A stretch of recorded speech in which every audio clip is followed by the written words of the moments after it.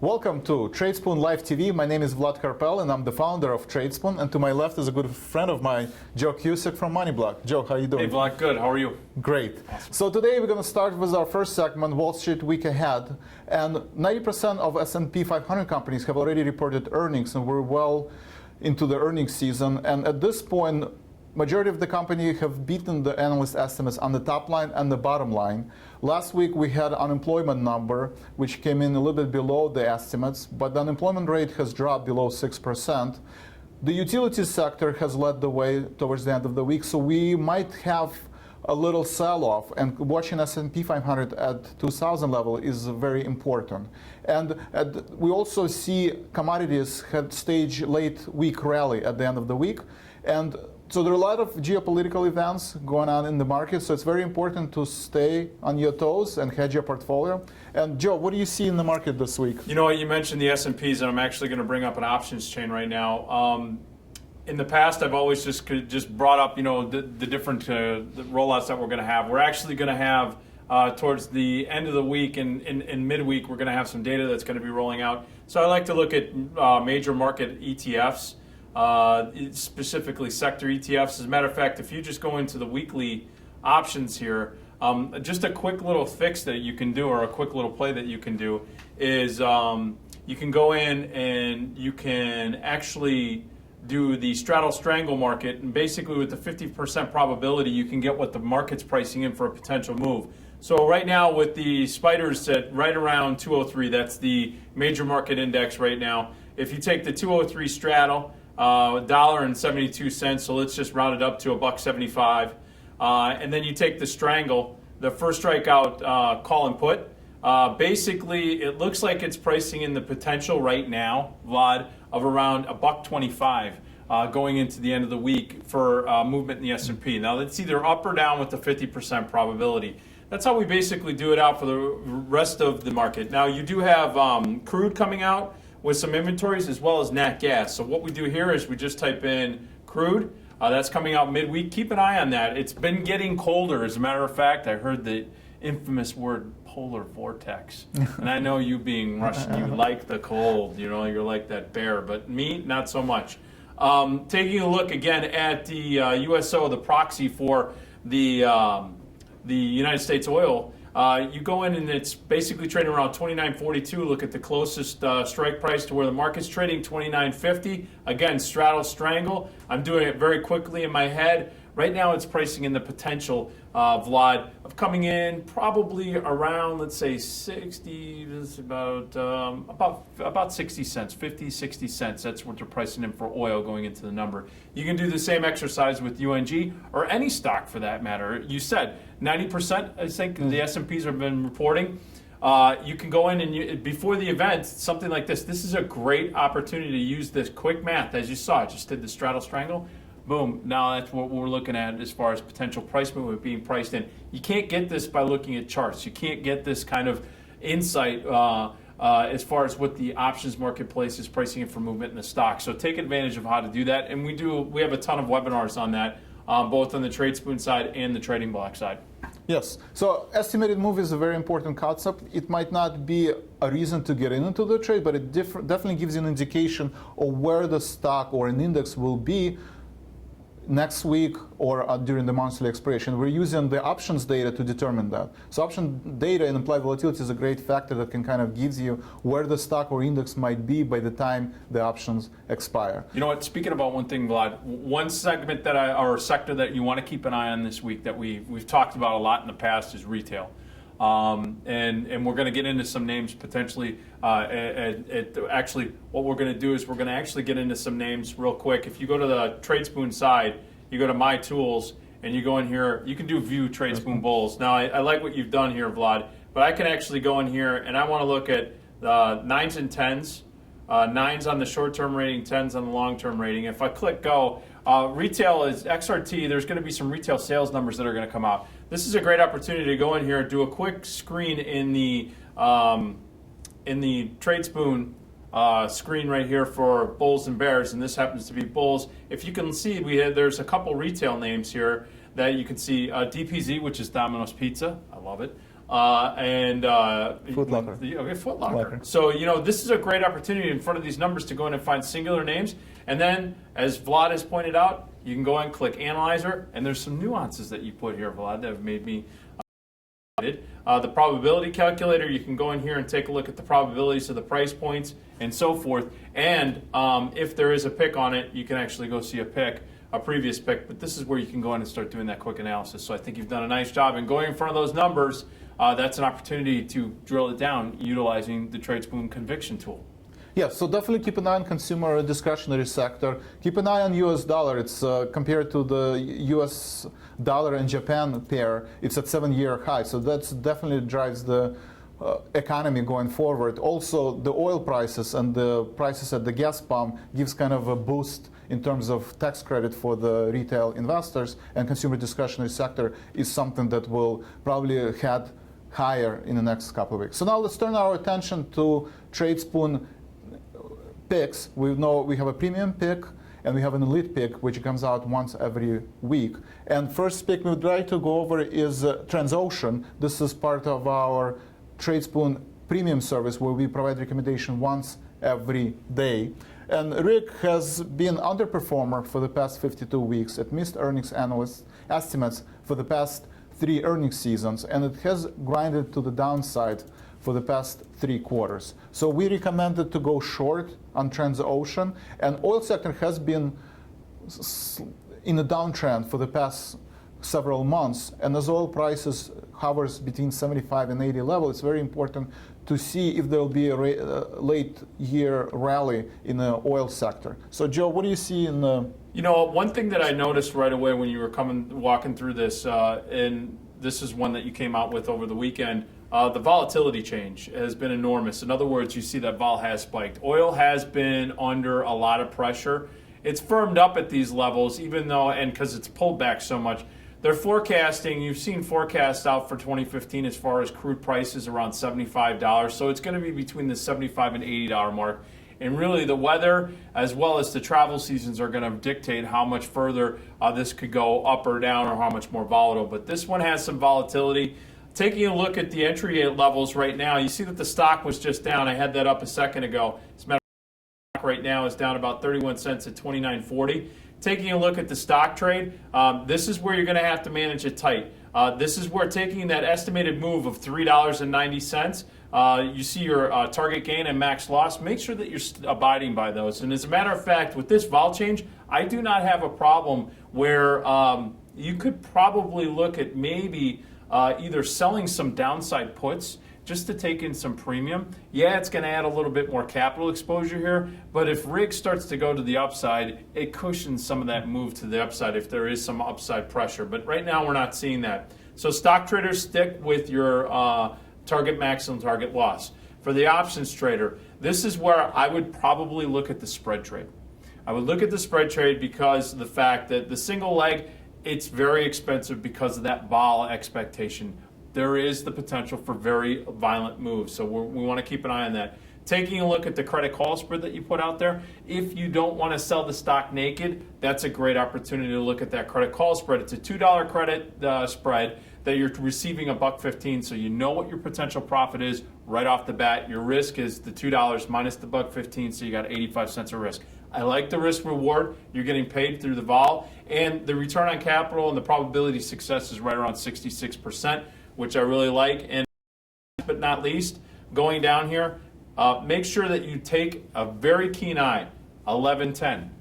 We have earnings. So we have earnings. So the bottom line is keep an eye on that if you're in this trade. If you're looking to get into it, I'm going to assume that this is after hours. So, again, keep an eye out on that, and always keep an eye out on the probability analysis here.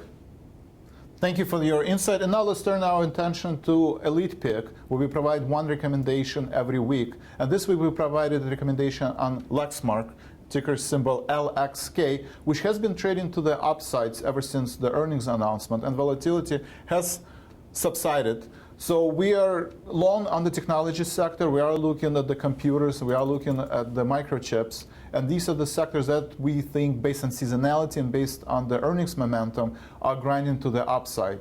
Joe, what do you see in Lexmark in terms of how we can take advantage of our long-term conviction on the stock? You know what, Vlad, this is very interesting here. Just taking a look at the price action, it's up about 3 cents today. Just taking a look at the pick right now. I agree with you from the perspective that tech is back on the burner. It is one of those leadership names. We want to see if it gets some conviction to the upside. The Qs, which is the QQQs, which is the proxy for the NASDAQ 100 on the ETF side. Taking a look at Lexmark, the one thing that I would say is you're probably look at the call spread. The stock has come off of its bottom. It looks almost like more like a V-shaped recovery, which is something that allows itself to have some potential volatility. As you had noted, it already has come off with earnings, but you can see that it's been consolidating still in this area, but it's above these short-term moving averages. What I would suggest is probably taking a look at the call spread if you haven't already gotten in the position. If you bought the long 41 calls, take the opportunity to sell something against it. It's still just grinding along here. There still isn't a ton of conviction to the upside. That's where I would definitely keep an eye on, and always take a look at the key stock events. I think it's going to be very helpful. The probability analysis, with it only having about a 4% probability of being above 49, which is basically giving you about only a 20% probability of being above 45. Selling the $43 calls against what you own, whether it's the stock or whether it's the outright option, I think that's the play right now. As far as how I would approach it right now. That makes sense. So again, thank you for being part of Tradespoon Live TV.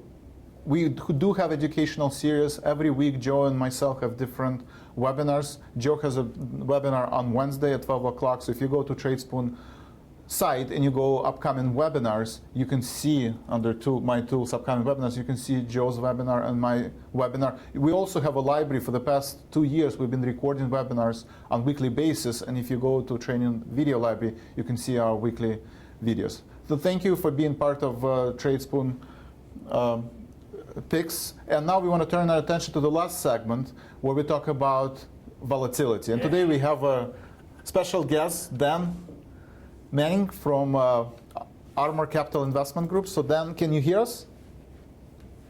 I can, Vlad. Yes, Perfect. I'm here. Excellent. So now I want to turn our attention to Dan, where he can explain about his view on volatility, and Armor Investment Group, where they take advantage of volatility and especially allow you to hedge your portfolio if we have these short-term corrections. And then, what do you see in the market in terms of volatility and where the market is heading in the next 50 days? You can answer that, Danny. I'm buying you a cup of coffee when I get back to the office. Right. Yeah, I tell you, pull out that crystal ball. Vlad, I think it's pretty interesting right now. We're seeing this big snapback in the market and Vol under pressure again. Last week, we kind of felt that the floor had been raised as far as the VIX is concerned, with the fact that the Fed's no longer in the market.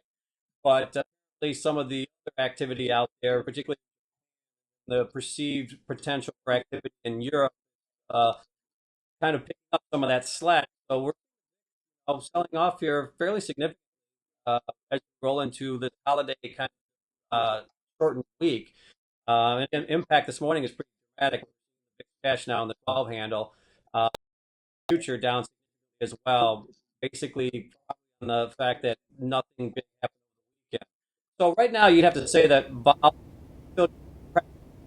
but if you look at the way price volatility into the next year, there are some concerns forward as we roll into next year. We'll see some of these come off the board, and the other things in the market contend with growing next year, are still being priced in. So that's kind of the short term right now. In fact, seeing a market basically in terms with the fact that the Fed's out of the market, it appears that it feels pretty confident in what's taking place overseas. And right now we're seeing vol under pressure. Vol is basically, we're seeing today the VIX, which is basically the cash on volatility, which is the front 2 months of the SPX, it's down over 4%. I mean, we're down at these levels that we wouldn't. I have to be honest with you. I didn't think we were going to see these levels again. I thought that the new norm was going to be that 17 to 18 level. Seeing cash fix back down at 12.5, and then seeing the futures down in that 13, 14 level is not what I would anticipate. One thing that I want everybody to note right now is do not become complacent. While I don't think that it's going to be that this is setting up for any type of major correction, I do feel that the overall trend is still to the upside, but when you hear the term correction now, I think you're going to talk about those short-term events like what we had a couple weeks ago, where there's these pullbacks. And I think these pullbacks are going to continually be met with buyers for two reasons. One is, as Dan was saying, the European events. Once they start to get that issue resolved as far as how they're going to get liquidity out there through whatever type of QE that they're going to come up with, like the Japanese have already done, that money's going to flow here, especially if we see the U.S. dollar continue to stay strong. I do believe that you should be at these times where they're at the lows, slivering into, or in other words, start to build into a volatility position. Now that volatility position could either be utilizing VIX options, calls and puts, but that's going to be a little bit difficult to time. But you can also use VXX, or I know, Danny, that you guys offer solutions as well with your funds. It's always something that you can take a look at and offer some, that offers you some exposure. But I would say get into small chunks of it right now, because I still think that we're going to, be waffling around in these areas. Yes, and from a Tradespoon perspective, if you notice some of our trade recommendations, we actually see that we're now recommending doing debit spreads because volatility is low, options are cheap, and this is when you do buy puts and calls or debit spread, this is the time where you do it because you're kind of betting that volatility will revert to its mean and there will be spikes in terms of applied volatility. Dan, do you have anything else to add? Yeah, absolutely. I got a couple things to add. Playing into what you guys talked about, there's a couple of key points there. Number one, what does is when you see a market move like this, what it does is the way that we structure our portfolio market, it allows us to rebalance, because basically now with the market at these highs, equity exposure, volatility exposure but basically the equity exposure has outpaced the volatility exposure. So this is a great time for us to rebalance. Like you said, Joe, even though I don't think any of us saw the volatility washing out as quickly as it had, so it's definitely caught everybody a little bit off guard.